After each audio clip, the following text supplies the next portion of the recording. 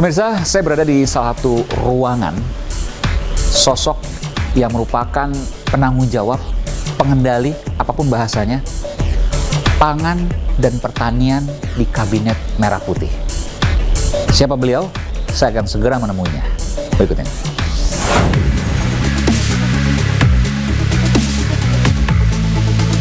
Selamat malam, Pak Dar. Pak Wamen. Waduh, luar biasa ini. Kita ketemu lagi nih. Wakil Menteri Pertanian Republik Indonesia yang juga Ketua Umum Himpunan Kerukunan Tani Indonesia, HKTI. Terima kasih.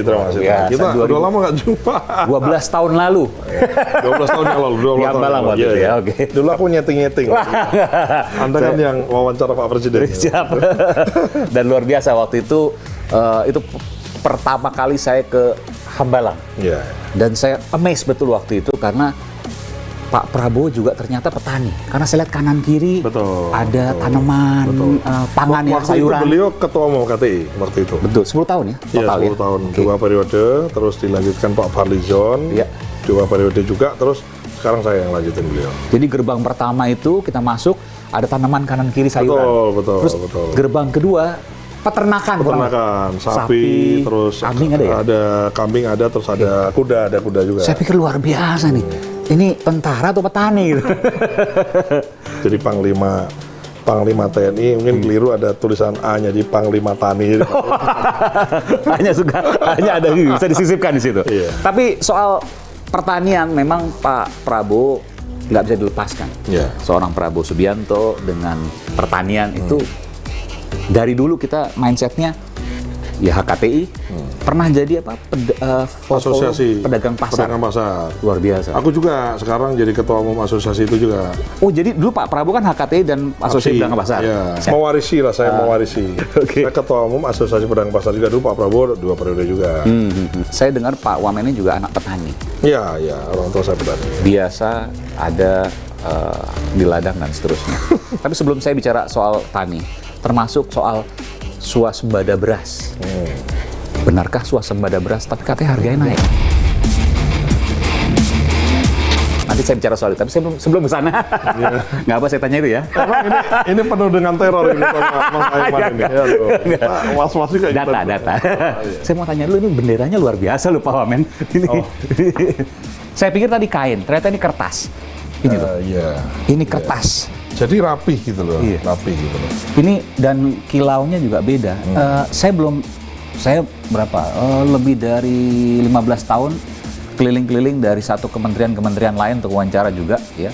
Dan kemudian juga istana juga nggak pernah lihat yang seperti ini. Kayaknya baru pertama kali di sini. Ini eksklusif. Nanti kalau perlu aku bisa kirim. Tapi keren banget loh ini. Iya. Dan nggak ada di mana-mana kayaknya nih ya. Luar biasa. Aku pun sendiri yang punya aja juga takjub. Ini bagus juga ya gitu. Saya dengar katanya dari ini di luar negeri juga menggunakan ini banyak ya. Iya. Dan sekarang di Indonesia yang salah satu adalah Pak Wamen ini. Alhamdulillah.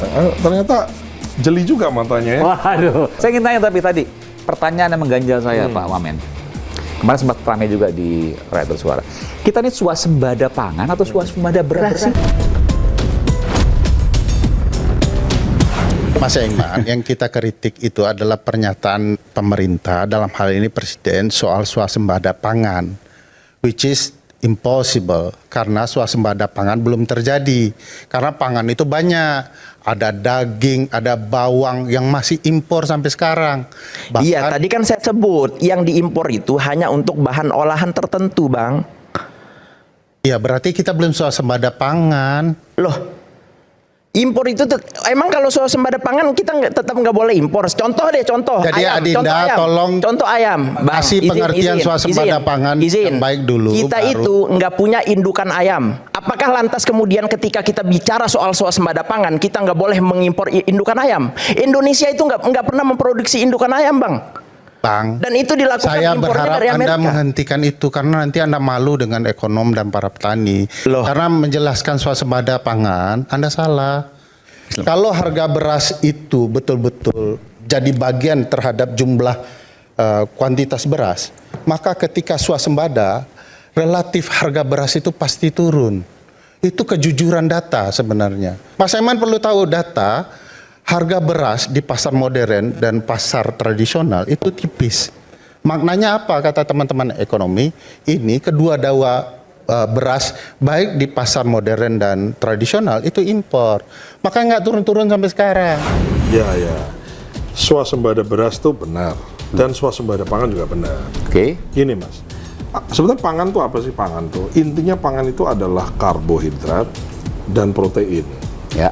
Nah, kita dari kebutuhan satu piring karbohidrat dan protein kita, kalau sayur dan lain-lain kan tuh itu vitamin dan seterusnya. Tapi intinya kan orang makan itu kan butuh karbohidrat dan protein. Dari Ya. satu piring karbohidrat itu kan yang paling utama kan nasi. Ya. Kalau kita makan nasi, kita kan selama ini kita masih impor beras.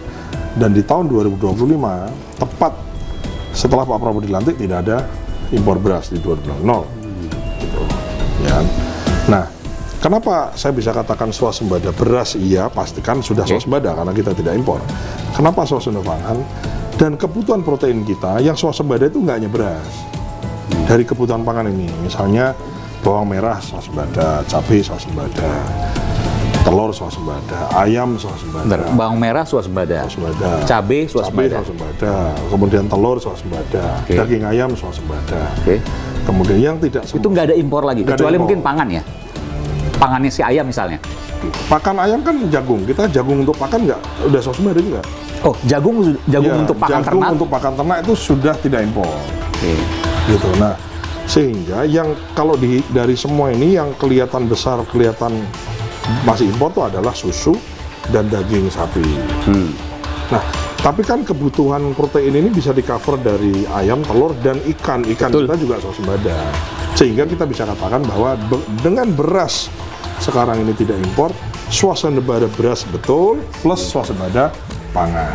Jadi kalau dulu 4 sehat 5 sempurna, ya kalau dulu ya, 5 sempurna kan susu. Mungkin anak sekarang nggak ada yang tahu, Pak Wamen. 4 sehat 5 sempurna. Iya. Jadi 1 nasi, 2 lauk pauk, 3 sayur, Buah, 4 buah, yang Susu. kelima susu. Tapi susu nggak kan? Susu nggak 4 semua. sehat disempurnakan susu, Betul. jadi sempurnakan gitu. Jadi dulu. sempurna. Iya. Nah, nasi swasembada, sayur swasembada lah. Ya. Swasembada. Lauk pauk, Swasembada. telur proteinnya tadi, Iya. ayam proteinnya, ikan proteinnya Iya, itu swasembada. betul. Buah-buahan juga, Buah-buahan juga kita swasembada. Jadi udah swasembada pangan ini ya? Betul, harusnya kan itu tadi yang ada memang yang masih impor, yang saya bilang tadi masih impor kan susu dan daging. Daging sapi. Nah ini menjadi tantangan kita bagaimana kita juga mengarah menuju ke sana supaya impornya tuh pelan-pelan berkurang. Kenapa? Substitusi impor Mas Aiman. Kalau masih impor itu kan artinya kita mendatangkan dari luar. Ya. Kalau kita bisa produksi dalam negeri, itu kan satu kita jadi swasembada, produksi kita jadi naik, petaninya jadi tambah sejahtera. Jadi sebetulnya Ya. artinya kalau masih impor tuh berarti ada opportunity, selama ada will, ada kemauan, bisa diproduksi dalam negeri, maka itu akan menjadi lompatan ekonomi baru. Jadi pertumbuhan baru, jadi PDB baru. Oke, ekonomi muter lah. Ya, Ekonomi muter. tadinya mensejahterakan Ya. peternak luar negeri misalnya, jadi nambahi di sini. Tapi ada pertanyaan juga begini. Ini boleh saya tanya kritis? Boleh. Mohon izin Pak Wamen. You can ask anything. Wah, luar biasa. Kalau dikatakan swasembada beras, ada yang nggak masuk logika. Ya, Swasembada beras kan artinya berasnya berlimpah, surplus. benar. Tapi kenapa harganya naik? Kita cek nih misalnya dari penggilingan, dari grosir, dari eceran, semuanya naik bahkan dari sejak awal 2026. Secara logika, ketika supply-nya, pasokannya banyak, maka harganya cenderung turun. Iya. Tapi ini harganya naik. Bagaimana Pak Wamen menjelaskan? Ya, memang kalau kita ngomong hukum ekonomi biasa Ya. betul. Supply banyak, demand-nya kurang kan harganya. Ya.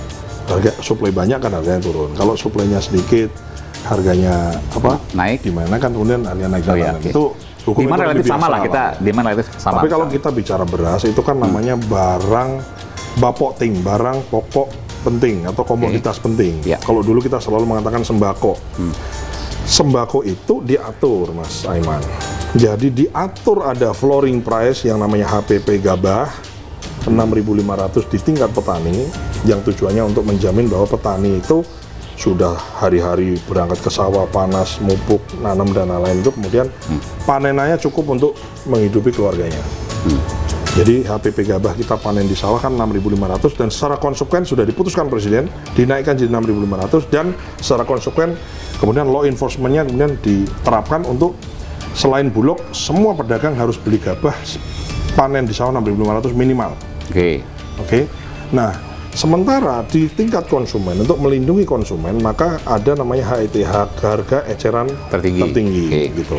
Jadi artinya Mas Aiman, kalau harga beras itu terlalu murah, itu membunuh produsennya. Ya, betul. Kalau terlalu mahal, itu merepotkan atau merugikan konsumennya. Sehingga HET dan HPP di bawah dan HET inilah yang harus dijaga. HPP itu yang harga pokok produksi. Harga pokok produksi di Oke. tingkat petani, dan HET harga eceran tertinggi di tingkat konsumen. Sehingga yang dimaksud mahal itu harus dilihat dari HET-nya. I see, oke. Misalnya HET-nya beras medium, HET-nya 13.500. Nah, selama tidak lebih dari 13.500 itu boleh. Jadi ini saya kan perlu ada jelaskan. jenis-jenisnya. Betul, ada yang di bawah, ada premium dan seterusnya. Ya. Tapi begini, artinya harga ini untuk menjaga kesejahteraan Betul. baik petani maupun konsumen. Daya beli masyarakatnya. Bukan sekedar bahwa ini hukum ekonomi dilepas Nggak bisa, pasar bebas, nggak bisa. bahwa ketika barangnya banyak, supply-nya banyak, maka kan logikanya harganya turun. Betul. Tapi itu Dan biasanya memang kalau lagi panen raya harga turun. Nah, Oke. cuman Pak Prabowo kan nggak mau. Rugi lagi petani. Rugi petani. Oke. Maka kemudian ditetapkanlah HPP 6.500. Tapi see, kalau nggak oke. ada instrumennya, Mas, tidak ada instrumen, tidak ada intervensi pemerintah, cuman ditetapkan peraturan aja kan, hukum ekonomi akan terus berjalan. Akhirnya harga gabahnya pasti akan lebih murah dari 6.500 kan. Maka Bulog hadir, Mas. Bulog itu adalah instrumen negara di mana gabah yang tidak diserap oleh pasar, Bulog beli. Disimpan di gudang Bulog jadi cadangan beras pemerintah. Ya. Gitu. Jadi kalau misalnya ada orang nih panen, harganya ditawar sama pedagang di bawah 6.500, yang dijual.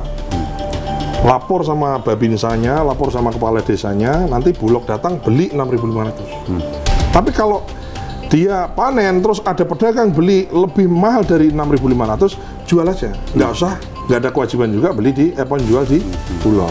Jadi Bulog itu membeli gabah di tingkat petani minimal 6.500. Kalau pedagang membeli lebih mahal dari 6.500 boleh. Kan jadi pertanian lebih sejahtera kan. Tapi minimal negara. Tapi kasihan konsumennya dong, nanti dia kan naikin. Nah, tapi kan ini kadang-kadang kan dia jualannya jual beras premium gitu Mas. Terus kadang dikasih dikasih ada ruang untuk naikin harga dikit lah, karena memang beras premium. Sehingga Oke. yang dimaksud rata-rata masyarakat Indonesia, jutaan masyarakat Indonesia ini, Mas, itu sebagian besar atau hampir semua, mungkin sedikit yang makannya beras premium itu sedikit. Jadi yang dimaksud harga stabil itu adalah harga beras medium yang menjadi acuan. Kita periksa. Bahkan kalau ada yang menjual di atas HET, kita periksa, Mas. Oh, itu bisa? Kita periksa. Pidana, nanti ada nggak sampai pertama ada peringatan tertulis. Nanti kalau masih melanggar bisa dicabut izin usahanya. Kalau memang dia ada kesengajaan nimbun dan lain merugikan kepentingan, itu bisa pidana. Karena ada Satgas Pangan juga. Ya, ada Satgas Pangan. Sehingga kita, Kementerian Pertanian, Perdagangan, Badan Pangan Nasional, dan Satgas Pangan Polri itu kita pastikan di tingkat petani dibeli dengan harga yang baik, dan pastikan di pasar-pasar, di toko-toko menjual beras dengan harga yang baik. Oke, ini bukan hanya sekedar menjaga stabilitas keberadaan barangnya. Itu terjadi di beras. Tapi everybody happy. Betul, itu terjadi di beras, Mas. Terus jagung, bawang merah, bawang putih, cabai, kemudian gula pasir. Itu namanya sembako tadi. Gula pasir, belum swasembada kan gula pasir. Gula pasir yang untuk konsumsi sudah. Konsumsi biasa. Itu artinya yang dijual, yang dipakai buat bikin teh dan lain-lain itu sudah. Kecuali yang masih industri. impor adalah gula industri. Oh, jadi rumah tangga gula pasirnya tuh sudah swasembada. Sudah swasembada. Wow. Sudah. Kecuali gula rafinasi industri itu untuk kebutuhan pabrik makanan dan minuman. Iya, oke. Ya kan ada cola lah, ada teh semua gitu. itu makanan dan minuman kan pakai gula rafinasi, refined sugar. Nah, itu masih impor. Nah, ini pelan-pelan bagaimana caranya supaya, artinya kalau impor itu kan tadi, Mas, impor itu mengandung opportunity yang bisa disubstitusi produksi dalam negeri. Betul. Nah, makanya kita pelan-pelan berusaha untuk meningkatkan produktivitas petani. Rendemennya kita naikkan dengan cara kita bongkar ratu dan lain-lain. Banyak caranya. Kalau saya pribadi juga substitusi. Substitusi dirasa. Yang tadinya manis sekarang pahit-pahit aja cukup. Lebih sehat. Lebih sehat katanya gitu. Iya, iya. Cuma kan nah, gula ini kan ya kita kan nggak bisa juga bilang kurangi ya. Teh tadi pakai gula, sekarang nggak pakai gula. Iya, kalau- Kopi tadinya misalnya gulanya 3 sendok misalnya, Iya. sekarang cukup setengah atau 1 sendok Iya, paling banyak iya, kan iya, gitu ya. iya, gitu. Itu butuh juga untuk kampanye supaya jangan-jangan konsumsinya turun juga semakin bisa ekspor kita, nggak hanya swasembada. Betul. Makanya diwawancari sama Mas Aiman itu penting bagi saya untuk memberitahu yang belum tahu. Oke. Karena kan pemirsanya banyak nih Mas Aiman ini. Tapi saya sebelum sana saya mau tanya dulu. Ternyata Pak Wamen yang juga ketua umum HKTI senang anggrek loh, ini luar biasa. Ini di bawah Mas, di bawah Dirjen Hortikultura. Jadi kita di pertanian kita itu pangan ya kan, beras, jagung, singkong. Bagus Nanti banget, terus hortikultura tuh sayuran, buah-buahan dan tanaman hias. Tanaman itu termasuk hias. ini. Kita bina, kita ada. Iya. Jadi termasuk termasuk domainnya Kementerian Pertanian lah. Saya pikir tadi Pak Wamen, ini karena mau diwawancara, jadi disiapkan bunga kertas. Ternyata asli loh ini. Ini bagus, seger masa banget bunga ini. kertas?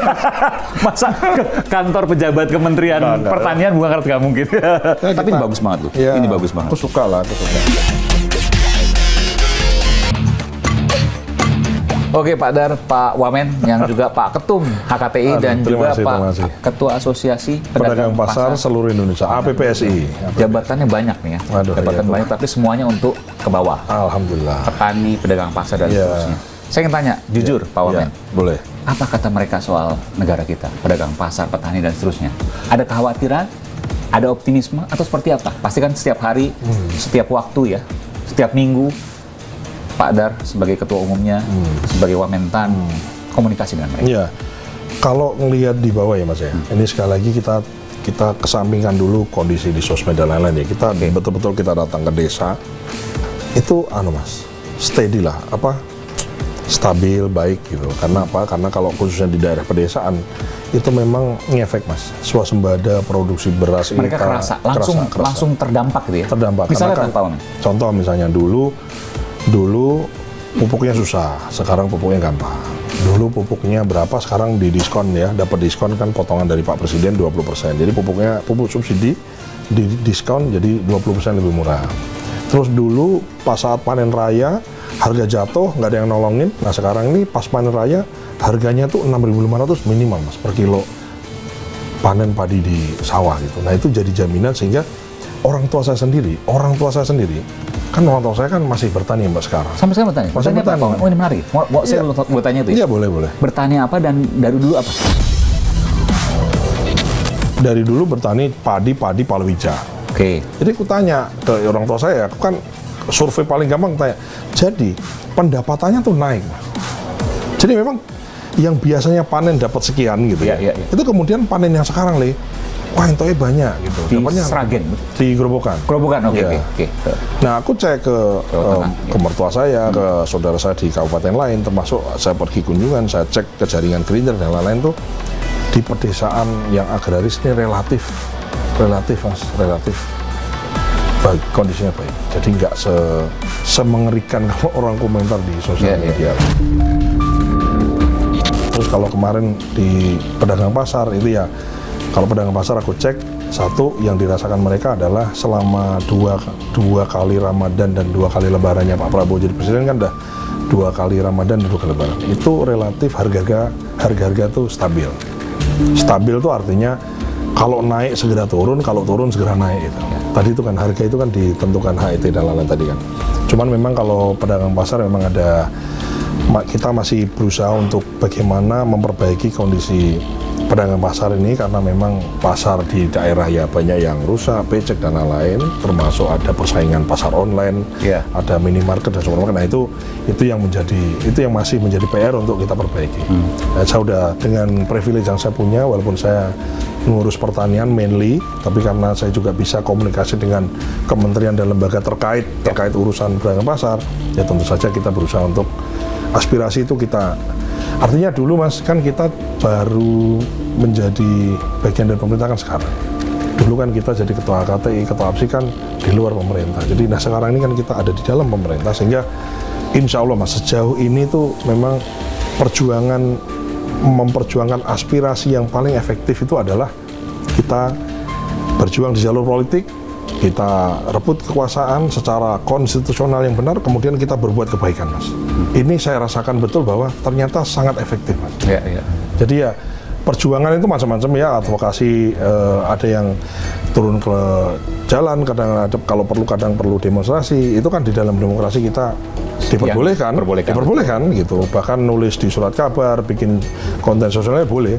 Tapi sejauh ini memang mengaplikasikan aspirasi rakyat, masyarakat, baik petani, pedagang pasar atau siapapun itu, ternyata lebih efektif dan efisien dan efektif bisa kita ini begitu kita berada di dalam pemerintahan, kita punya kewenangan, punya anggaran dan lain-lain gitu. Jadi di bawah memang dilihat betul bahwa so far ya saya tidak ada peningkatan yang memang mereka rasakan.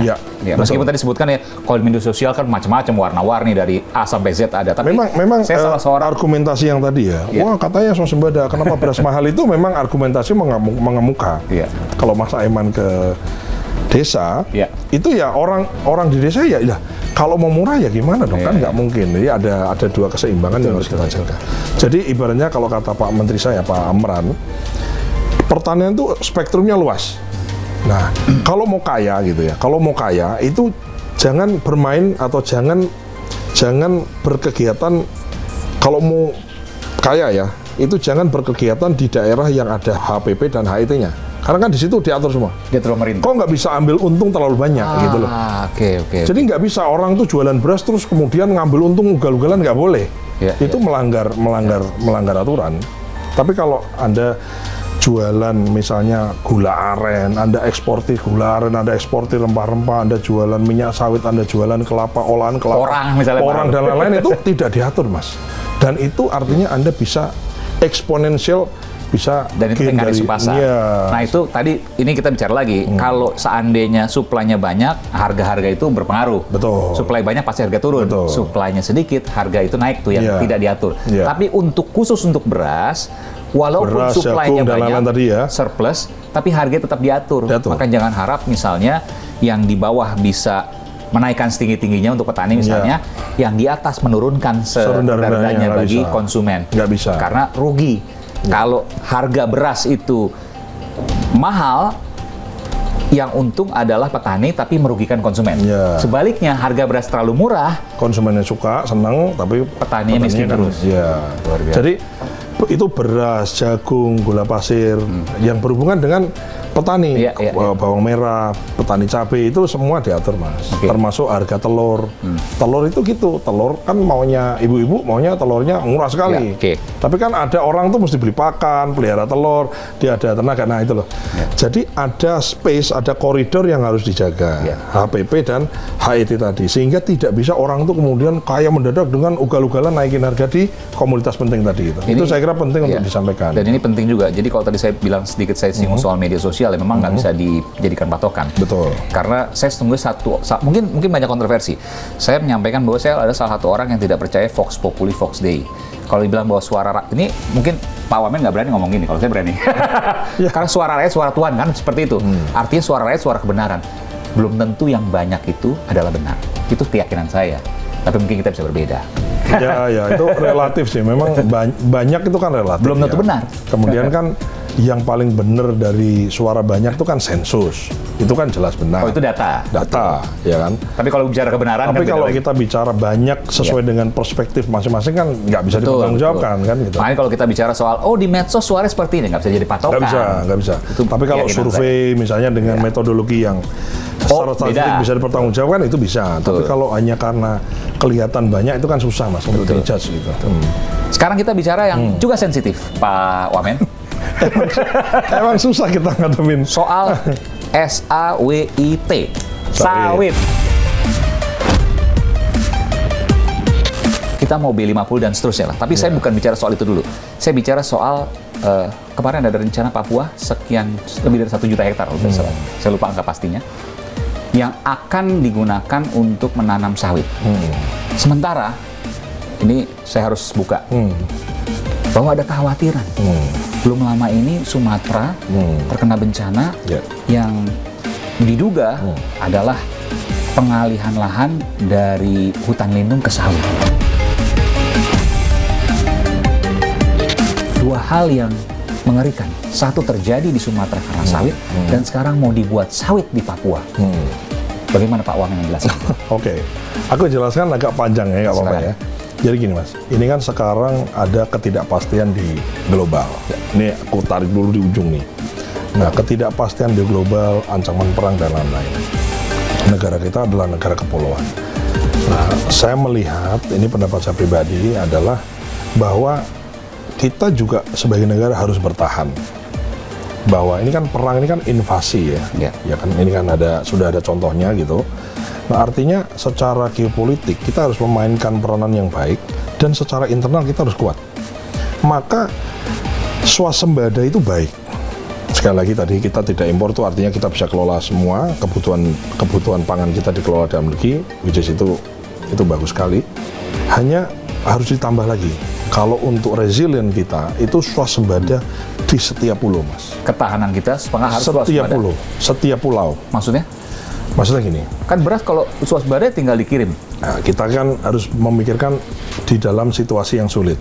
Oke. Misalnya kalau dalam situasi perang, maka kan tidak mungkin kita, tidak mungkin kita perang di pulau mana kita kirim pasukan dari pulau lain, kirim beras dari pulau lain, kirim apa? Ini kayak Hormuz saya ditutup, repot kita gitu. Nah, sehingga dalam jangka yang ini masalah mitigasi risiko risiko itu kita berharap tidak terjadi, tapi kita harus persiapan kali-kali siapa tahu kan gitu. Maka harus swasembada itu baik. Sekarang pun udah bagus, dan kita mau tingkatkan swasembada itu ada di setiap pulau. Merata tiap pulau. Tiap pulau. Jadi kita kalau terjadi apa-apa yang tidak kita inginkan, di pulau itu cukup pangan, di pulau itu cukup energi, biodiesel, berapa, energi, etanol, pangan, energi dan pangan. Oh, bentar, saya merinding juga nih. Jadi ini belum pernah diungkapkan sebelum ini. Kita mau tingkatkan swasembada itu ada di setiap pulau. Merata tiap pulau. Tiap pulau. Jadi kita kalau terjadi apa-apa yang tidak kita inginkan, di pulau itu cukup pangan, di pulau itu cukup energi, biodiesel, berapa, energi, etanol, pangan, energi dan pangan. Oh, bentar, saya merinding juga nih. Jadi ini belum pernah diungkapkan sebelum ini. Ini maksudnya ini eksklusif loh pertanyaan. Karena begini, bagi kita sekali lagi tadi kan kita prestasi nih tahun kemarin swasembada, tapi kita mau tingkatkan, bahwa di setiap pulau atau setiap kabupaten, setiap provinsi itu harus punya ketahanan. Karena apapun bisa terjadi. Oke, luar biasa. Itu satu hal yang satu yang kita udah bahas. Maka efeknya apa? Efeknya adalah terjadi pertumbuhan. Orang yang tadinya tidak bertani jadi bertani, jadi punya penghasilan. Nah, jadi artinya apa? Artinya kita antisipasi yang jauh sekalipun itu ternyata dalam jangka pendek menengah juga manfaatnya besar, gitu loh. Misalnya di Papua, yang tadinya nggak tanam jagung, kita kemudian tanam jagung. Udah mulai sekarang ya. Nanam padi di Papua, sehingga yang beras sangat mahal di Papua. Kalau kita lihat ngomong masalah harga ya, kita kan selalu ngomong sekali makan 150.000 di sana, luar biasa. Sehingga mau tidak mau, ya kita harus ke Papua, kita harus nanam di Papua, nanam padi, nanam jagung, dan nanam apa saja yang memang dibutuhkan untuk ketahanan di situ. Nah, kemudian apa keunggulannya? Kita bisa bangun pabrik macam-macam lah, tapi itu kan butuh satu sophisticated teknologi, butuh ahli-ahli yang tertentu. Kalau pertanian kan so far tidak terlalu, jadi semua orang bisa mengerjakan, tidak butuh pengetahuan yang gimana-gimana, semua kalangan bisa mengerjakan. Dan hasilnya bisa dimakan raw, dalam artian bahwa kayak telur, ya udah tinggal digoreng kan, nggak perlu diolah pabrik. Artinya kan added value-nya itu nggak perlu diolah. Berapa turunan 7, 8, 10, 12 kali kan nggak perlu. Ya namanya telur ya digoreng, direbus, dimakan, gitu kan. Jadi nah, artinya apa? Artinya memang kita harus mandiri. Nah ini kan misalnya aku tambahi ya, kita nggak usah ngomong Papua dulu, kita ngomongin misalnya dengan MBG, maka kebutuhan telur, protein ayam, daging ayam, telur ini kan meningkat. Ini tidak, ke depan itu tidak boleh lagi telur di Palu atau di Sulawesi Tengah kemudian dikirim pakai pesawat atau pakai kapal dari Surabaya lagi. Nggak harus. Jadi kita cek. Jadi Kementerian Pertanian ini kemudian bikin peta sebaran, maka kita mesti bikin kandang di mana. Harus Koperasi Desa Merah Putih itu kemudian harus pelihara ayam, maka sentranya di mana. Ini kita petakan semua. Di mana kita bangun apa, Mas? Kita di Malang bangun namanya pabrik DOC-nya. Kita bangun pakan di kabupaten mana, di kecamatan mana, di provinsi mana, itu berdasarkan di sini banyak sumber jagung, kita bikin pabrik pakan di situ, sehingga jagungnya tidak dibawa ke keluar daerah itu jadi pakan terus dibawa ke situ lagi. Nah, ini kan namanya pembangunan holistik, Mas. Nah, jangka pendeknya tadi saya katakan, jangka pendeknya kita penuhi dulu deh kebutuhan pokok kita. Kita sudah penuhi. Berikutnya adalah bagaimana sebaran, bagaimana kita secara merata kita punya ketahanan yang kuat di setiap provinsi, di setiap kabupaten, dan di setiap pulau itu. Gitu, Mas. Nah, sehingga B50 itu kan adalah namanya adalah anugerah Tuhan, Mas. Jadi B50 mungkin banyak yang belum paham juga. Jadi B50 adalah solar. Solar ya. B50 adalah diesel atau solar. Iya. 50%-nya berasal dari minyak sawit. Minyak sawit. Jadi biodiesel itu dari sawit. Iya. Bioetanol itu berasal dari singkong, tebu, dan jagung. Kalau bioetanol buat bensin ya. Pengganti oktan berapa nanti? Semuanya bisa? Ya, bisa. Sampai Pertamax Turbo pun bisa gitu ya, sampai oktan 98. Bisa. Luar biasa. Kita target di E20 di tahun 2028. Artinya 20% bensin kita itu kemudian kita substitusi dengan bahan nabati. Dan kalau sudah E20 etanol 20% tadi dan B50 biodiesel 50%, swasembada. Kita nggak impor lagi. Gini, Mas. Kan ini kan ada ngomong tadi pertanyaan sawit kan ya? Iya. Sawit ini kan bisa jadi pangan, bisa jadi energi. Betul? Nah, sawit kita, Mas, 60% sawit dunia itu berasal dari Indonesia. Seluruh dunia nih, Iya, 60% dari Indonesia? 60. Oke. Ada 18% dari Malaysia, disinyalir yang dari Malaysia itu juga ada bagian dari Perkebunannya di kita. Nah, jadi artinya apa? Kita nih sawit penguasa dunia. Nah, begini. Ini ada sawit, kebutuhan pangan dan kebutuhan energi. Nah, kita ngomong sawit nih. Nah, artinya, Mas, karena kita adalah produsen utama, kalau sawit kita ini bisa kita convert jadi energi dan jadi pangan, kita ini bisa atur, Mas. Harga biodiesel lagi mahal, jadiin biodiesel. Harga energi lagi di luar negeri, misalnya harga sawitnya lagi, harga sebaiknya lagi tinggi, kita ekspor. Jadi kita bisa minyak punya goreng mahal, jadi minyak goreng. Iya, jadi minyak goreng. Kalau harga minyak goreng mahal, dikonvert jadi minyak goreng. Kemarin untuk COVID kan. Jadi kita punya apa ya istilahnya, bandulan gitu ya. Iya. Kenapa? Karena kita kuasai barangnya, gitu, Mas. Jadi sawit ini di situ. Nah, kita tadi udah bahas masalah ketahanan, tadi udah bahas di satu sisi, dan satu sisi lagi adalah kita bahas mengenai bahwa sawit itu mengandung dua makna, bisa jadi energi dan bisa jadi pangan. Dan nah, yang ketiga, pangan yang namanya minyak sawit ini, minyak nabati sawit ini adalah minyak nabati yang paling efisien dibanding dengan minyak nabati sumber lain. Untuk apa misalnya? Misalnya canola sama bunga matahari kita bandingkan. Untuk digunakan sebagai? Untuk gunakan untuk vegetable oil kan. Oh, untuk minyak sawit goreng. ini kan disipul di ekspor kan nanti jadi minyak goreng. Jadi minyak goreng. Vegetable oil. Dan dia paling efisien. Efisien dari mana? 1 hektar sawit ditanam, minyak goreng yang dihasilkan itu sama dengan 15 hektar kebun bunga matahari. 1 berbanding 15. Luar biasa. 1 hektar sawit berbanding 15 hektar kebun bunga matahari. Nah, jadi kalau sehingga harga minyak nabati murah gitu, itu sangat kompetitif dan ini menjadi, mohon maaf, ini persaingan dagang. Harganya murah lah kalau gampangnya gitu. Ya, harganya murah dibanding bunga matahari sama minyak canola. Ya. Sehingga semuanya untuk minyak goreng nih gitu kan. Sehingga kan negara yang memproduksi bunga matahari, minyak matahari, minyak canola kan dia harus memproteksi petaninya, Mas. Maka dia ada isu, ada narasi-narasi yang babat hutan, ini terakhir ada isu matiin orangutan lah, matiin monyet dan lain-lain gitu. Faktanya tidak. Faktanya kan begini, faktanya. Termasuk soal tadi pergeseran hutan lindung menjadi kebun sawit. Itu step berikutnya begini. Kalau Anda perhatikan sekarang, itu kan ada Satgas PKH, Satgas Penertiban Kawasan Hutan. Ada kan? Sudah disita, Mas. Kebun sawit yang melanggar aturan sudah disita totalnya 4,8 juta hektar. Dari total berapa kita punya? Total kan kita punya 16-17 juta. Hampir 30% itu. Nah, yang disita itu yang melanggar yang bagaimana? Mas punya IUP perkebunan bikin 10.000, tapi yang Oke. Mas bangun 11.000, 12.000. Nah, yang 2.000 itu tambahan Ilegal. itu ternyata ilegal. Banyak yang kemudian diantaranya masuk kawasan hutan lindung. Oh, dia babat hutan lindung. Ya, nah semua jadi Maaf saya potong. Jadi 10.000 yang legal.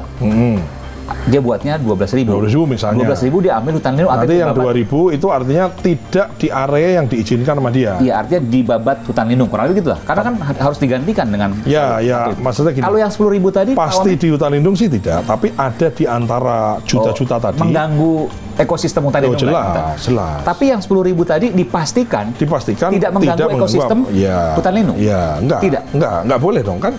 Aturan itu kan ada, Mas. Bangun kebun itu kan enggak asal dipangkasin gitu kan enggak. Jadi mohon maaf, boleh saya katakan ini, Iya, yang iya. terjadi di Sumatera adalah banyaknya pelanggaran karena mereka merusak ekosistem hutan lindung dan itu ilegal. Yes. Kalau legal, katakanlah kalau kita bicara idealnya, kalau mereka legal, maka kalaupun terjadi bencana, karena banjir bandang nggak bisa kita hindari secara 100% gitu ya, itu tidak akan separah yang terjadi di Sumatera Nah, Utara. gini. Kalau Mas perhatikan itu ya, ini sekali lagi ini pendapat ya, ini nanti bisa jadi debatable, tapi Anda bisa lihat faktanya. Dari yang hanyut-hanyut itu, kan kayu gelondongan, Mas. Yes. Tidak ada satu biji pun pohon sawit yang hanyut Yes. di situ. Jadi yang menjadi persoalan adalah kegiatan ilegal penebangan hutan di kawasan yang tidak diperbolehkan. Apapun tujuannya. Apakah dia tujuannya memang nyolong kayu? Oke. Apakah tujuannya memang mau nanam apa? Ya. Jadi kemudian disalahkan seolah-olah itu salahnya sawit semua kan. Jadi maksud saya gini, sawit itu kan setelahnya, Mas. Yang salah itu adalah Anda atau seseorang menebang pohon di kawasan konservasi air, di kawasan hutan lindung yang memang nggak boleh ditebang. Oke. Tapi ada orang nebang itu. Oke. Itu yang itu yang sekarang diusut, perusahaan izinnya dicabut semua, kemudian sekarang sedang diperiksa. Saya tanya begini, Gitu loh. Pak Wamen. Apakah pemerintah juga terbuka ketika memberikan izin yang legal tadi untuk kemudian didatangkan misalnya LSM, jurnalis, atau siapapun secara terbuka, lihatlah ini dibangun di tanah yang memang bisa dibangun, bukan mengganggu ekosistem hutan lindung. Iya dong, pasti dong. Terbuka. Pasti dong. Pasti kan namanya izin itu kan nggak mungkin kemudian asal Dan dengan mudah bisa dipetakan. Karena kan itu namanya hutan lindung itu kan ada spesifikasinya. Mungkin nanti di Kementerian Kehutanan nanti ya kemiringan lebih dari sekian derajat itu nggak boleh kan gitu. Ada, Mas. Ada di situ. Termasuk saya tanyakan, Pak Prabowo termasuk, boleh saya tanya nih ya, Pak Prabowo sempat kemudian disampaikan di beberapa media sosial memiliki banyak sekali sawit. Nggak ada kan nggak punya. Faktanya adalah Nggak punya. Anda bisa cek kan di Aceh katanya wah di Aceh ini punya kebun sawit, nggak ada. Pak Prabowo punya nggak ada kebun sama sawit. sekali. Nggak ada. Sama sekali. Nggak ada. Yang ada adalah Pak Prabowo punya namanya hutan industri, hutan tanaman industri namanya kalau HTI. sekarang HTI itu pinus yang udah sekarang kemarin diserahkan ke WWF ya, kemudian jadi konservasi gajah dan lain-lain itu yang 90.000 hektar itu, karena memang Pak Prabowo juga nggak, itu HTI-nya juga nggak ditebang, nggak karena kan Dibiarkan begitu begitu aja gitu. Jadi kalau dibilang Pak Prabowo punya kebun sawit, cek aja nggak ada di mana itu. Dan terbuka di Aceh, wah seolah-olah itu karena Pak Prabowo kan nggak gitu. Jadi ini kan masalah narasi dan saya juga sesat itu. saya juga di sosial media saya sampaikan juga kan, berusaha untuk kita jelaskan bahwa enggak ada, yang ada adalah punya penguasaan hutan tanaman industri yang kemudian dijadikan konversi untuk habitat Tapi gajah. yang terpenting adalah bahwa semua ini terbuka. Dalam Iya artian siapa yang kemudian mau mengecek, maka dipersilakan. Betul. Terbuka dong, Mas, kan terbuka. Nah, kemudian dari yang semua ini, yang bencana ini kan kemudian semua perusahaan diperiksa semua. Siapa yang Iya. menyebabkan Siapa kejadian- melanggar, pemiliknya siapa, dan Iya, seterusnya. iya. Dan dilakukan proses penegakan hukum. Penegakan hukum kan izinnya dicabut semua, dicabut dulu izinnya, kemudian baru diperiksa. Nah, kembali ke misalnya tadi pertanyaan di Papua, kan ada Merauke itu kan daerahnya hamparan, nggak ada gunung, ya. Kemudian di situ itu rawa. Jadi sebetulnya rawa itu ya nggak bisa diapa-apain. Kalaupun ada pohon ya Anda bisa lihat pohonnya tuh pohonnya kecil-kecil, jarang-jarang. Jadi gini, ini kan perlu juga saya luruskan, yang namanya food estate atau kita cetak sawah, program Kementan tuh nggak kita datang hutan belantara main sikat babat cuma, enggak mas. Kenapa enggak? Saya jelaskan. Orang mau nyetak sawah itu yang dibutuhkan adalah sumber airnya. Karena pupuk bisa kita produksi, bibit bisa kita adakan, tapi yang tidak bisa diadakan oleh manusia itu namanya adalah air. Sehingga nggak mungkin kita naik gunung, hutan belantara di tengah, di ujung, di atas bukit, babatin semua jadi sawah. Itu jelas nggak mungkin, karena nggak ada air di situ. Yang ada air itu pasti di lembah. Nah, di Merauke itu ada, kita seluruh Indonesia ini kita punya potensi sekitar 6-7 juta hektar lahan rawa. Jadi ya berair, tapi ya nggak ada apa-apa gitu ya. Udah pokoknya nggak ada apa-apa lah gitu. Hutan rawa inilah, atau bukan hutan, lahan rawa inilah yang jarang-jarang. Kalau ada pohonnya ada, bukan berarti itu nggak ada pohonnya, juga ada. Tapi pohonnya tuh kecil-kecil, Anda bisa cek. Itulah kemudian yang kita convert menjadi sawah, menjadi lahan yang lebih produktif dan seterusnya gitu mas. Karena toh kalau dibiarkan nggak ada manfaatnya juga. Maksudnya ya apa gitu, ya kan lahan rawa. Caranya bagaimana? Lahan rawa itu karena airnya ngendap di situ, sifatnya tanahnya bersifat asam, maka harus disiapkan irigasi, dialirkan, ini kemudian dicetak. Dan begitu dicetak itu nggak terus kemudian ditanami padi misalnya, terus panennya bagus, enggak. Ya kan kita butuh siklus, ya kan kondisi tanah harus diperbaiki dan lain-lain gitu. Jadi memang itu tantangan gitu. Jadi, nah orang bertanya, kalau sekarang sudah swasembada Mas Dar, ngapain juga cetak sawah? Ada orang naik gitu. Kan sekarang ini tanpa harus aneh-aneh, mana udah swasembada nih. Kenapa? Nah, cetak sawah itu tidak cetak hari ini, besok ditanam terus kemudian panennya banyak, enggak. Kita butuh siklus 2 tahun, 3 tahun, bahkan 5 tahun, ada yang sampai 10 tahun baru kemudian jadi sawah dengan in normal condition gitu. Nah, sehingga cetak sawah ini adalah jaminan pangan generasi Indonesia untuk 10, 50, dan 100 tahun ke depan. Mau tidak mau, suka tidak suka harus kita lakukan. Terlepas juga ada alasan tadi, harus swasembada di masing-masing kabupaten dan provinsi dan pulau-pulau tadi. Karena lahan sekarang belum tentu ada terus. Ada terus. Mungkin ganti nanti jadi perumahan dan seterusnya. Walaupun Pak Presiden sudah mengeluarkan peraturan ya, Perpres dan PP yang intinya adalah sawah forever lah. Jadi alih fungsi lahan dari sawah itu nggak boleh gitu. Buat perumahan itu nggak boleh? Nggak boleh. Oh, itu udah ada? Harus ada, nanti diganti. Itu baru nih? Baru nanti dicek dah nomor berapa apa yang ada. Nah, jadi ya kalau ada orang. Sebelumnya kalau kita jalan ke Jawa Tengah, Jawa Timur, Jawa Barat, yang tadinya sawah sekarang jadi perumahan. Betul, gitu kan? ini sekarang dikurangi mas. Jadi udah namanya sawah forever lah. Jadi sebisa mungkin karena memang kebutuhan itu menjadi penting gitu. Nanti kalau ada kebutuhan mendesak, misalnya dia proyek strategis nasional, harus ada industri, harus butuh lahan dan lain-lain. Ada syaratnya, harus diganti di mana, berapa kali, dan jadi ada syaratnya mas. Jadi pangan swasembada, energi swasembada. Saya mau tanyakan, kan Pak Dar ini sosok yang lama bersama Pak Prabowo belasan tahun, hampir 20 tahun lah. Saya ingin tanyakan, kenapa Pak Prabowo selalu menitik beratkan pada dua itu, pangan dan energi?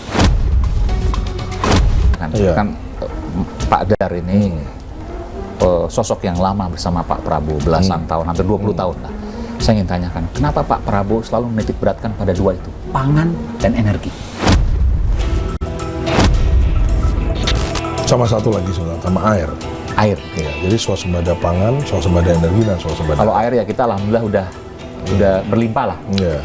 Meskipun juga bisa berubah satu waktu, harus kita jaga. Ya karena kan pada dasarnya mas, manusia itu bisa hidup tanpa apapun kecuali makan gitu. Ya kan? Sekarang kan gitu. Jadi dari semua peperangan dan penjajahan betul. Dan termasuk peperangan di dalam era modern sekarang kan ujungnya kan adalah rebutan resources. Resources itu apa? Energi kah? Pangan kah? Sekarang Iran susah, mayoritas negara kita alhamdulillah berkah.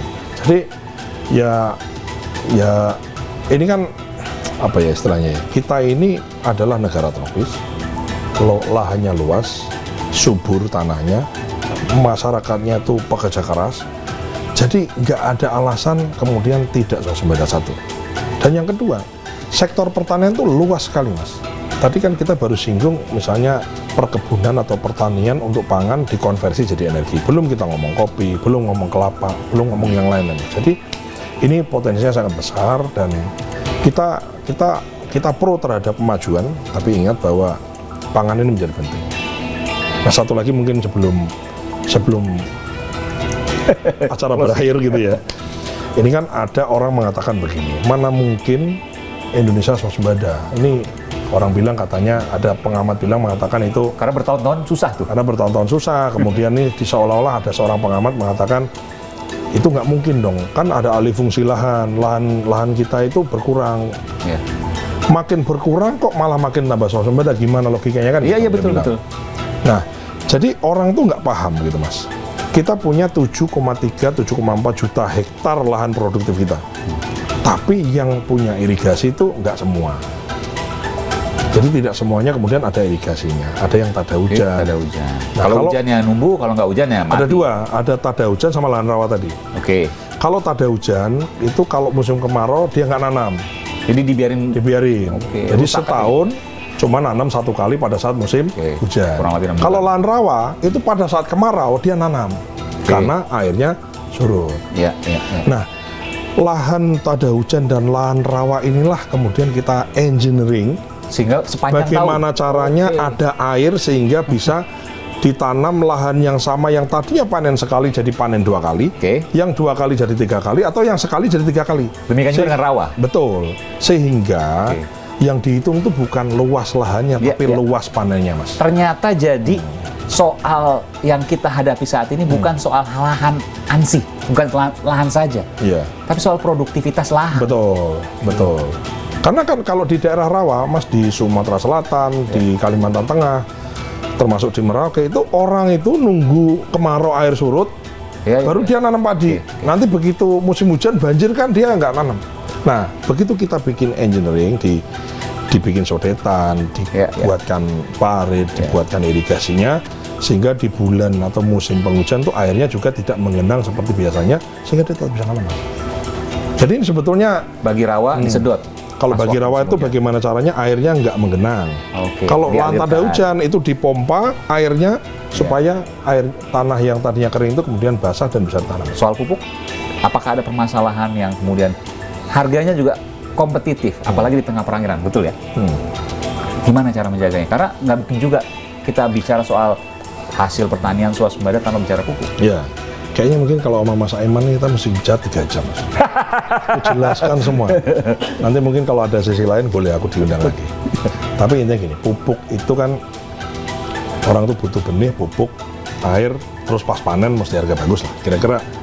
Kira-kira kan itu aja, Mas. Ingredientnya kan benih, pupuk, air.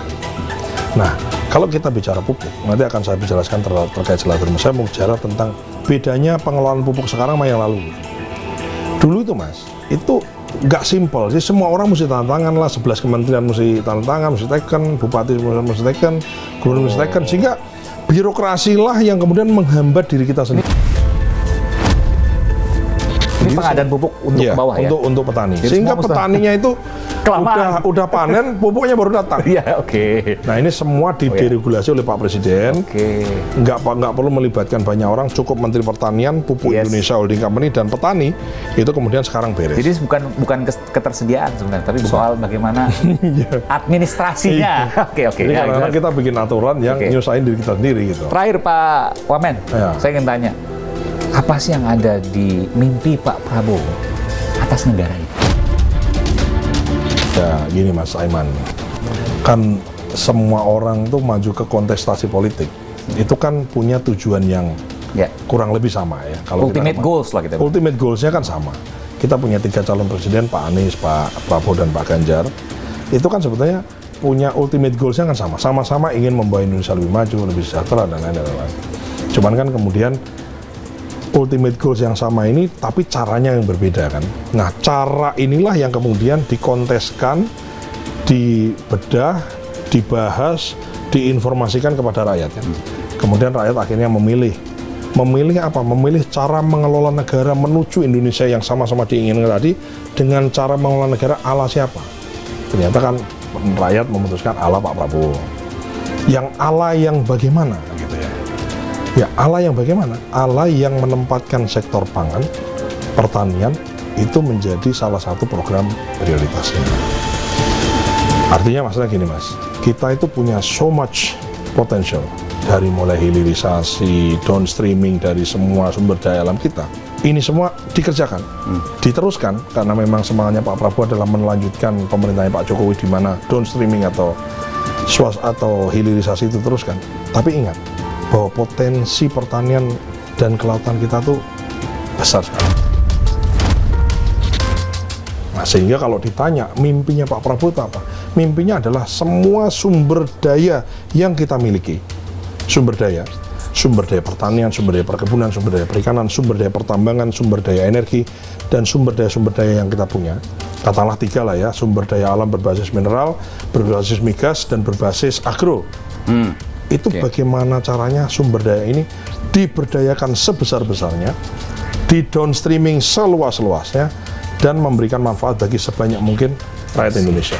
Itulah kenapa kebun sawit yang melanggar disita negara. Itulah kenapa tambang ilegal disita negara. Itulah kenapa semua yang melanggar disita negara, asetnya disita, dan kemudian orang yang bersangkutan itu diperiksa dan sebagian jadi tersangka dan sebagian sudah masuk penjara. Dan Pak Prabowo tidak melihat siapapun yang berada di balik itu. Ya. Kalau bersalah harus siap dengan konsekuensinya. Ya, sikat. Harus siap dengan konsekuensinya. Siapapun itu. Siapapun itu. Apakah itu teman dekat, sahabat dekat, kerabat, ataupun kolega bisnis, tidak melihat. Dan itu karakter Pak Prabowo. Ya, Anda bisa lihat. Jadi ya ini ikhtiar besar gitu ya. Ikhtiar besar. Artinya apa gini? Bagi kita, bagi kami atau bagi Pak Prabowo juga itu bahwa kita ini adalah negara yang kaya.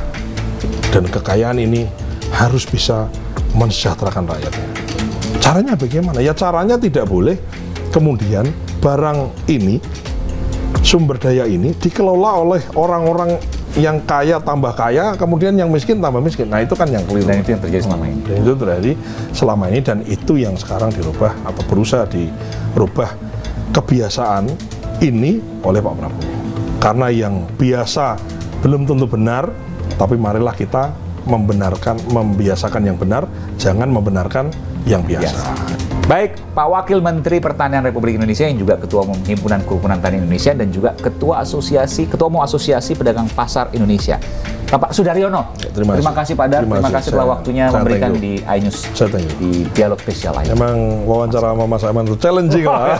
Terima kasih. Dan mohon maaf kalau ada kurang-kurang Pak ya. It's okay. Yang penting pertanyaan kritis yang ada selama ini di benak masyarakat bisa saya tanyakan secara langsung. Terima kasih. Terima kasih Pak. Thank you. Terima kasih. Kita minum dulu.